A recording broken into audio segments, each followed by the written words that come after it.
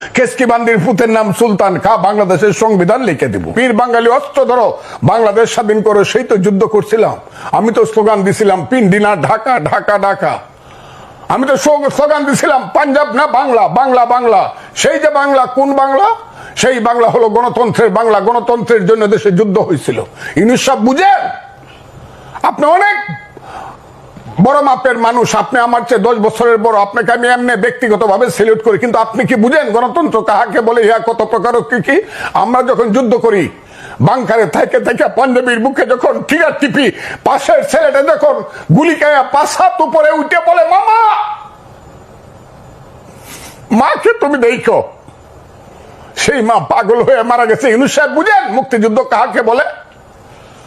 সেই মুক্তিযুদ্ধ করে লাখ লাখ লোক শহীদ হয়েছে। আমি যে ক্যাম্পে ছিলাম, মইলাম ক্যাম্প, বালাট ক্যাম্প, মেঘালয়ে, সেই মইলাম ক্যাম্পে 50,000 শিশু এবং নারী মারা গেছে। অনেকে চ্যালেঞ্জ করে 3 লাখ লোক পায়। আরে 3 লাখ না, 7 লাখ লোক তো মারা গেছে শুধু শরণার্থী ক্যাম্পে। একটা যুদ্ধে খুলনাতে 18,000 লোক একদিনে মারা গেছে। এটা 8ই ডিসেম্বর। কাজে আমি আপনাদেরকে, দেশটাকে রক্তের সাগরে দেশ হয়েছে, এইটাকে নিয়ে এত খেলাধুলা করা উচিত না। এখনো মুক্তিযোদ্ধারা জীবিত আছে। এটাকে, এই মুক্তিযুদ্ধের বিরুদ্ধে যারা স্লোগান দেয় তারা মহাপাপী, তারা আলবদর রাজাকার এবং তাদের সন্তান। কেসকিবান্দির পুতের নাম সুলতান খা বাংলাদেশের সংবিধান লিখে দিব। সংবিধান তাজউদ্দিন বুঝে না, না সৈয়দ নজরুল সংবিধান বুঝে না, আসাদুজ্জামান খানরা, মনোরঞ্জন ধর, ডক্টর কামাল হোসেনরা সংবিধান বুঝে না। ওই আলী রিয়াজ বুঝে সংবিধান। আলী রিয়াজ ডক্টর কামাল হোসেনের মোহরের কাজ করে দেখে তো বুঝে কিনা। ওই যে রাতের পর রাত না ঘুমাইয়া 381 ঘন্টা বিতর্ক করে 9 মাসের সংবিধান করলো, সেইটা বাংলাদেশের সংবিধান চুরিয়ে ফেলায় দিয়ে নতুন করে লিখে দিব। ইলেকশন করো, মেম্বারের ভোট পায় দেখাও যে আমি মেম্বার যে 2,500 ভোট পায় মেম্বার হয় ইউনিয়ন পরিষদে, আমি সেই ভোটটা পাইছি।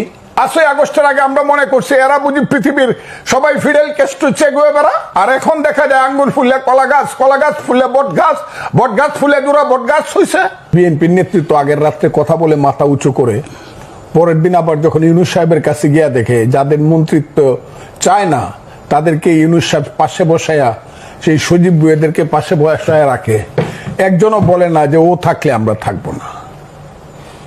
এইটুক থাকা দরকার। তো আমার মতো একজন অধম লোক যদি তাদের সাথে যাইতে পারতাম, আমি ইউনুস সাহেবকে বলতাম, আসসালামু আলাইকুম স্যার, আপনার পাশে যিনি বসে আছেন ওনাকে এখান থেকে বিদায় করেন, তা না হলে আমি বসবো। তার ময়ূর সিংহাসনে যারা বসেন এই দেশে আমি দেখছি আর কি, তাদেরকে আরবিতে বলে সুমুন বুকমুন উমিউন ফাহিউম লায়ারজিউ।